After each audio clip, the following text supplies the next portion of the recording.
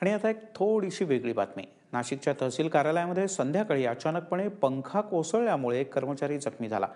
पंखा कोसळताची घटना तहसील कार्यालयातल्या सीसीटीव्ही कॅमेऱ्यात कैद झाली. पंखा पडल्यामुळे सेतू सहाय्यक पदावर काम करणारे आडगावकर हे जखमी झाले.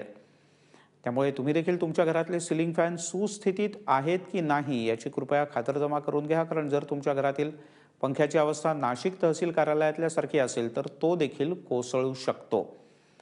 सध्या उन्हाळा आहे, त्यामुळे अनेकदा 24 तास पंखा फिरतो आणि त्यामुळे कदाचित त्याचे नटबोल्ट ढिले होऊ शकतात आणि अशी घटना तुमच्या घरी होऊ शकते. जरा काळजी घ्या.